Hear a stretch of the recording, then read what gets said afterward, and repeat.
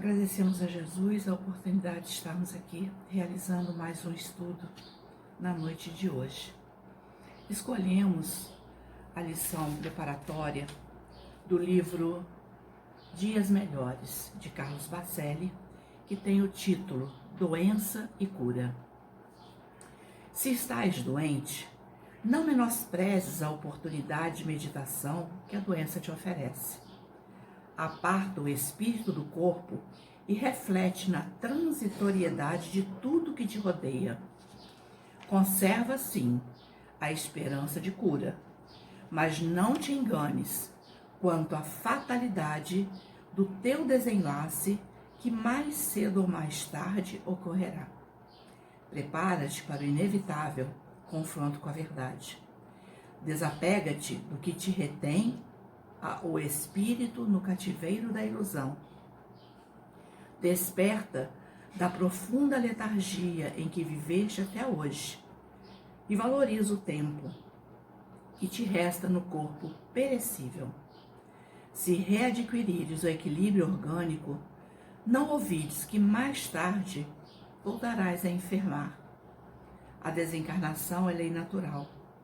Não te ocupes de ti mesmo apenas quando te vejas na iminência de morrer. Pior que a doença física é a do espírito que sobrevive à morte do corpo. Cura-te em profundidade, quase sempre em quem nada sofre, seja no corpo ou na alma, o processo de cura sequer começou. Uma lição belíssima que exige de nós muito conhecimento para encarar essa certeza de que nós não somos daqui e que um dia teremos que retornar à paz espiritual através da desencarnação. Queremos rogar ao Mestre Divino que abençoe-nos nesse instante, que ilumine a nossa mente, que ilumine as nossas palavras, para que possamos transmitir esses ensinamentos de Jesus, não é nosso, é de Jesus, de uma forma bem clara e esperançosa, consoladora. Nós escolhemos hoje essa lição preparatória porque sabemos que a dor campeia, devido ao momento que nós estamos vivendo, um momento de transição. A dor faz parte, né? Sabemos que a dor nos enriquece a alma, que vai fazer com que possamos parar, refletir e, quem sabe, enxergar o porquê de estarmos nessa existência. E o título do estudo que nós vamos fazer hoje é a dor em nossas vidas. Então, a dor física anuncia que algo em nós não vai bem. E precisamos encarar isso de frente, porque fugir dela não vai adiantar. Mais cedo ou mais tarde, vamos ter que enfrentar essa oportunidade de reflexão, como disse aqui na lição do Carlos Bacelli. É a oportunidade de fazer a incursão, é a oportunidade de nos conhecer melhor, saber qual foi o gatilho dessa doença, né? Porque tudo está em nós, no nosso proceder. Então, a dor, o objetivo maior dela é levar ao nosso conhecimento interior, é conhecer-nos. Então, a dor não é castigo, isso nós precisamos entender, deixar bem claro. É contingência inerente da vida, cuja atuação nobre, cuja atuação enobrece o espírito. Então, essa certeza nós temos que ter. E por que enobrece o espírito? Porque exatamente vai fazer com que façamos esse mergulho e percebamos que o orgulho, a vaidade, né, o nosso mau humor, a nossa personalidade difícil, a nossa convivência difícil entre as pessoas, vem nos criando muitos obstáculos, muitos percalços, muitas adversidades. Então é preciso, né, que encaremos a dor como realmente uma bênção que Deus envia para os seus eleitos. A dor pode ter causas em vidas anteriores, quando violamos as leis de Deus, ou quando invigilantemente caímos nas armadilhas de nossa imprevidência, através do orgulho, ambição, e por consequência sofremos, né, imediatamente, ou acumulamos novos débitos para o futuro. Então, por isso a importância de nós aproveitarmos a dor para fazermos um mergulho em nós mesmos, para que não levemos essas chagas que existem dentro de nós para outras existências. Estamos aqui para sanar. Então, tudo gerado pelo nosso mal proceder. Está lá no Evangelho segundo o Espiritismo, capítulo 5, item 7. Então, todas as doenças, todos os problemas, todos os percalços que encontramos na vida é gerado pelo nosso mal proceder. E aí a gente fica pensando, mas como assim? Eu não fiz nada, eu não faço nada. Precisamos rever os nossos conceitos. Nem sempre nós, ou muito pouco, caminhamos em linha reta. Nós sabemos que pegamos muitos atalhos. E esses atalhos é que realmente nos prejudica, que nos distancia dos conhecimentos do Cristo. Então, por que existe a dor? A dor é uma bênção para que nós possamos despertar, que nós possamos evoluir. A dor, ela é uma lei de equilíbrio e de educação. Nós precisamos rever tudo em nós para nos equilibrarmos novamente, entendendo que é uma ação benfazeja para quem a compreende, quem sente seus poderosos efeitos. Então nós precisamos compreender como a dor, como realmente uma bênção. Ela vem para nos ensinar, ela vem para alertar, abrir os nossos olhos, né? A dor é inevitável, mas o sofrimento é opcional. Quem fala isso é Drummond de Andrade, né? E Jesus diz assim: eu vos aliviarei. Promete resolver os nossos problemas com essa passagem? É isso que Jesus diz? Não, Jesus, na verdade, ele diz, nos convida o irmão para ir até ele, para ir ao encontro dos seus conhecimentos, porque só esses conhecimentos é que vão nos libertar. Só o conhecimento das leis divinas, né, da imortalidade da alma, do porquê estarmos aqui na Terra, da pluralidade das existências, da lei da reencarnação, da lei de progresso, é que vai fazer com que tenhamos a paciência, a calma, a resignação, a suportação necessária, compreendendo que estamos vivendo o melhor momento para sermos felizes. Então, para isso, na verdade, é uma pergunta também. Para isso, basta irmos ao templo religioso? Será? E a resposta é: isso é muito pouco. Se lhe não possuímos o ensinamento na consciência e no coração. Então não adianta estarmos nos bancos ou nas lives da doutrina espírita ou de outras tantas escolas religiosas que estão se empenhando para dar essa esperança, esse consolo, né, resgatando as nossas almas do isolamento, do pânico, da depressão. Então é preciso muito mais que isso. É preciso que façamos um mergulho nesses conhecimentos. Não adianta estarmos aqui só ouvindo, como nós, enquanto, né, voluntários nessa parte da oratória, nos cabe muito mais responsabilidade. Porque não adianta falarmos e fazermos feio. Muito será pedido àquele que muito recebeu. Então, esses momentos de estudo, esses momentos de reflexão sobre a dor, sobre o porquê de estarmos passando por essa pandemia, o porquê de vivenciarmos um mundo onde tantas almas estão se comprometendo através da corrupção, através de ações, né, que prejudicam o outro. Eu estava revendo a história daquele menino Ives, e olha, vale a pena vocês pegarem na internet o depoimento do pai. Não é masoquismo, não é fixar, mas ele realmente, eu pensava, ouvindo, me emocionei muito, pensei, meu Deus, esse homem ganhou um pedação do céu. Ele, a esposa, a família, porque ele entendeu, né? O menino foi sequestrado e foi morto.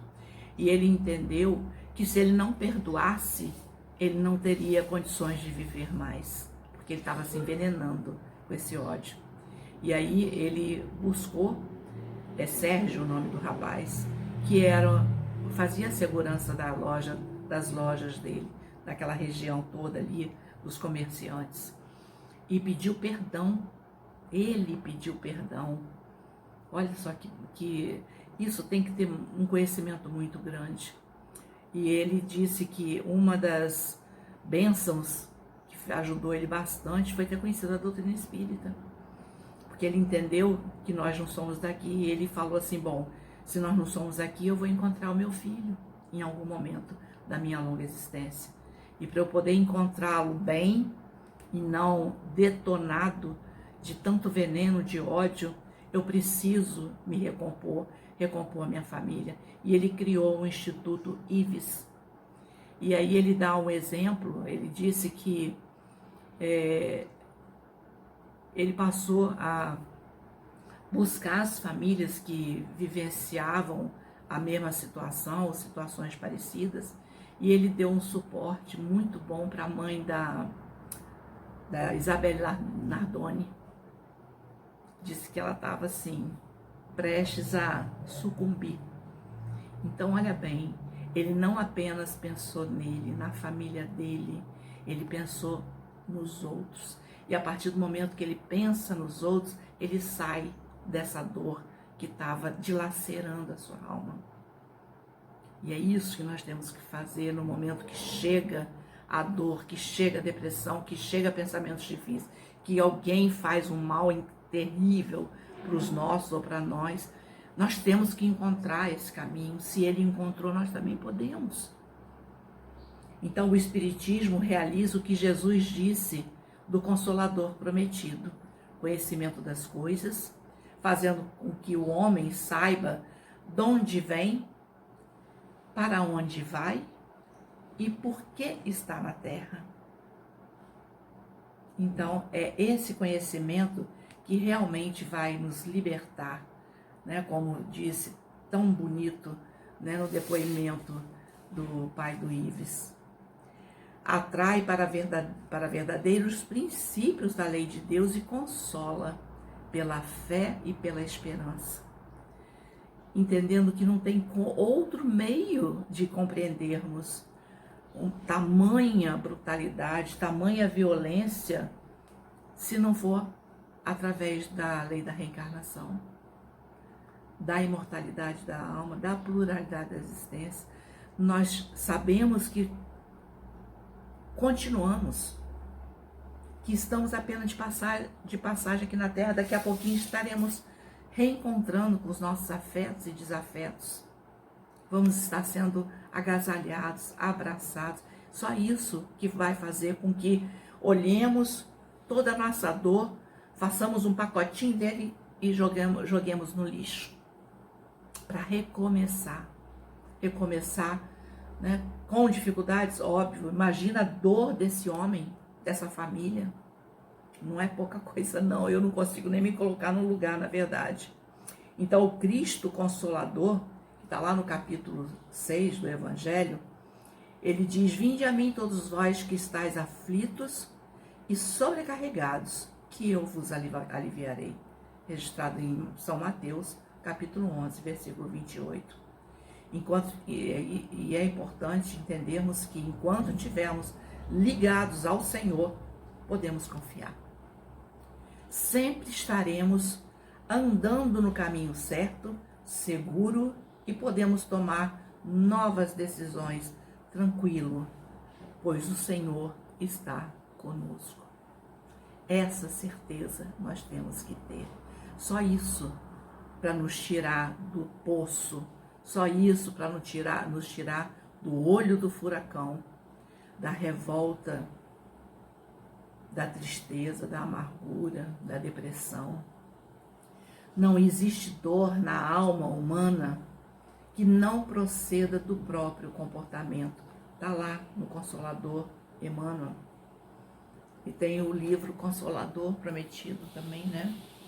Então, essa frase de Emmanuel é fantástica. Vou reler.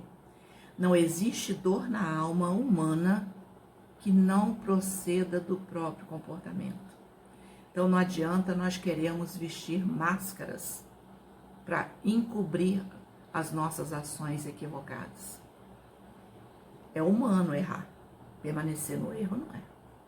Então, que nós possamos olhar as nossas dificuldades com misericórdia, com perdão, sabendo que o nosso tempo é rápido, muito breve aqui na Terra. E enquanto estivermos a caminho, vamos aproveitar. Aquilo que fizemos de forma equivocada já foi, já passou. Então façamos no nosso presente um preparo para que o nosso futuro seja mais feliz, seja com menos dor, com menos cobrança, né? Com mais amor. Todo espírita precisa compreender que a dor e o sofrimento são temporários, tudo passa, e que podem ser curados pela mudança de hábitos, de ações e atitudes com a moral elevada. Então não adianta nós só falarmos, nós ficarmos lendo doutrina espírita, ouvindo palestras e permanecermos os mesmos. Ficarmos criticando, julgando, né, atirando pedra. Vamos mudar. É difícil? É. Mas não é impossível. Então vamos traçar um roteiro de vida pra gente a partir de agora. A partir de agora, eu vou observar o que eu penso, o que eu falo, o que eu sinto. E vou fazer uma crítica produtiva, construtiva de mim mesma, para que eu possa mudar a minha maneira de ser, para que eu possa realmente merecer as bênçãos do céu. Então, é importante, né, que tenhamos sempre ferramentas nas mãos, recursos para entender, né, o porquê da dor. E entendendo que está em nós. Não adianta ficarmos transferindo para o outro. O outro não tem culpa. Se o outro nos atinge, é porque a ferida existe dentro de nós. O outro pode fazer o que for, pode falar o que for, mas só vai nos atingir se o mal estiver em nós. E é isso que nós temos que entender. Então a dor impulsiona ao aperfeiçoamento e à redenção. Quer dizer, a salvação, né, ao reparo. E nós vamos nos salvar através da caridade, do bem que nós proporcionamos ao outro. E olha só a família do Ives. Aquele homem, ele deu o depoimento que enquanto ele ficou cultivando o ódio pelos assassinos do filho dele, ele não vivia mais. Ele chegou a ir para bares, beber, fumar. E quando ele se deu conta que aquilo não levaria ele para lugar nenhum, ele, né, aproveitou a dor que bateu na porta dele para impulsionar ao aperfeiçoamento e à redenção. E ele confiou a Deus, a Jesus, aquele momento, fazendo bem a outras pessoas. Então a alma sofre com qualquer tipo de dor, porque afeta a sensibilidade emocional. E aí nós vamos ler aqui, como que diz assim: Precisamos exercitar, disciplinar nossas emoções, ter mais equilíbrio, bom senso e confiança. Precisamos ter a capacidade de lidar com nossos próprios problemas, vencer obstáculos e não ceder à pressão, seja qual for a situação. Esse aqui é um roteiro para esse momento em que a nossa alma arde de sofrimento, queima, como diz lá na novela, no mármore do inferno. Então, a dor é o aguilhão, é aquela ponta que perfura, que o impele para frente na senda do progresso. Então, a dor é um bem, só que nós sofremos sem conhecimento e aí é difícil, é complicado. Mas no momento que a gente sabe por que nós estamos sofrendo, que o problema está em nós mesmos, não no outro, fica menos difícil. E entendendo que, até agradecer a dor, porque ela está nos despertando, está abrindo os nossos olhos, os nossos ouvidos, dizendo assim, vamos progredir, vamos conhecer, vamos nos aproximar de Deus, vamos nos conectar, vamos lançar para o universo tudo que a gente deseja. Porque no momento que eu lanço para o universo o que eu desejo para mim, que é o melhor, tem que ser o melhor para os meus irmãos em humanidade. Aí sim, a dor que regenera, que reforma, que reorganiza, é o maior mecanismo de exercício do amor, demonstrando gratidão a Deus. A minha filha, semana passada, fez um estudo sobre a gratidão belíssimo. E é tudo isso mesmo. A gratidão é a Deus, a vida, a reencarnação, a dor. Nós temos que ser gratos a tudo, a tudo. E Jesus, diz assim, bem-aventurados os que choram, porque eles serão consolados. Bem-aventurados os pacificadores, porque serão chamados filhos de Deus. Então, nós somos aqueles chamados da última hora, os trabalhadores da última hora. Tanto é que estamos vivendo tudo que estamos vivendo, porque deixamos para depois. E vamos continuar deixando para depois? Assim resplandeça a vossa luz diante dos homens, para que vejam as vossas boas obras e glorifiquem a vosso Pai que está nos céus. Gente, eu conheci a filósofa, professora Lúcia Helena, através de uma live que ela está fazendo com o Rossandro. E aí eu peguei as lives, o estudo dela. Vale a pena, gente, coloca lá na internet, Lúcia Helena. E ela estava falando o seguinte, que depois de uma guerra, depois dessa pandemia, mas depois de uma guerra, o que nós vamos ver? Destroços. Só vamos ver destroços. Tudo no chão.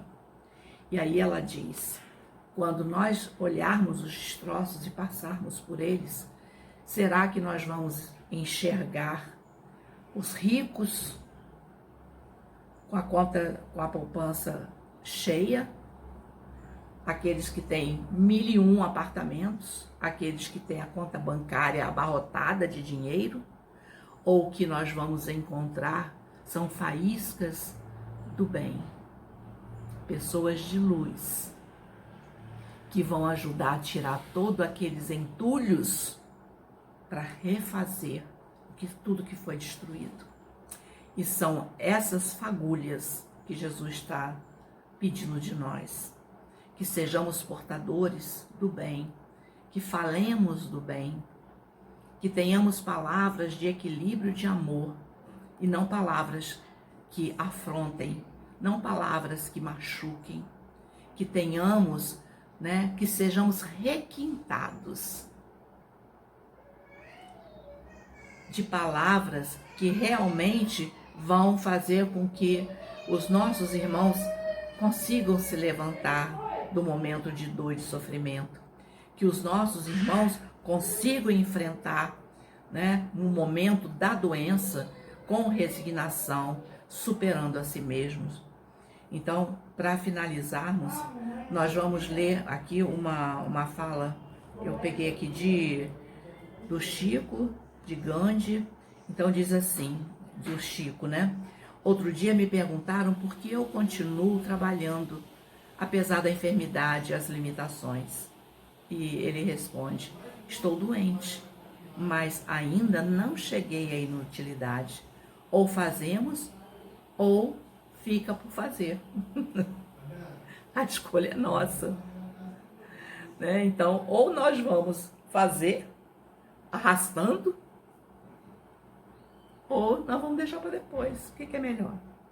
Ninguém pode fazer o que temos que fazer.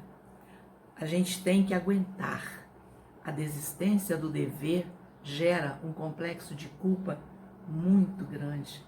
Gente, isso é forte, hein? E nós vamos levar isso para nós. Esse complexo de culpa. Nós vamos levar. E aí a outra fala diz assim, a doutrina espírita, ela é o consolador prometido, porque nos dá condições de desenvolver esses potenciais. Então você será bom, porque a bondade é a única coisa que permanece para sempre.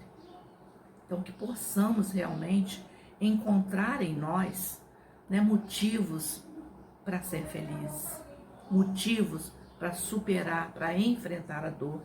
O que nos define é a forma com que nos levantamos depois da queda. O que nos define é a forma com que nos levantamos depois da queda. Não é na reclamação, não é só chorando, é encarando a realidade e sabendo que de uma hora para outra nós vamos ter que voltar para o espiritual, desculpa, não tem jeito. Não mostra ao seu Deus, eu acho essa frase fantástica, o tamanho do seu problema. Mostre ao seu problema o tamanho do seu Deus. E nós vamos finalizando por aqui, que essa frase dá pano para manga, né? Porque o que nós temos mostrado para Deus? Só pedindo a Ele, Senhor, me ajude, porque eu estou com um problema aqui sério. Ele sabe, porque é para o nosso bem. Mas diz aqui, mostre ao seu problema, aquilo que te aflige, o tamanho do seu Deus, que Ele é todo poderoso, que Ele é que vai nos tirar, óbvio, se nós quisermos. E aí eu lembrei agora daquela frase que eu uso muito até, que as pessoas me perguntam, e aí, Verônica, como é que estão as coisas na sua casa? Tá tudo bem? Aí eu falo assim, ai, graças a Deus, depois da tempestade vem sempre a bonança. E aí a Lúcia Helena, ela diz assim, depende. Depois da tempestade vem sempre a bonança. Depende. Se você construir a bonança, se você mudar a sua conduta, se você cuidar do seu corpo, se você cuidar da sua alma, aí vem a bonança. Mas não muda não, para ver se vem. Gente, nós vamos finalizando, pegando no livro Jesus Peregrino, pelo Espírito Apóstolo, a seguinte frase, que vai ser a nossa prece para encerrar, agradecendo muito a Jesus, porque sem Ele nós não seríamos nada. Um dia todos os homens compreenderão o sentido de minhas parábolas, e quando este dia chegar, não haverá mais dor ou sofrimento, doenças ou injustiças. É esse mundo que nós queremos. Depende de nós. Que as bênçãos de Deus permaneçam conosco, hoje e sempre. Que assim seja.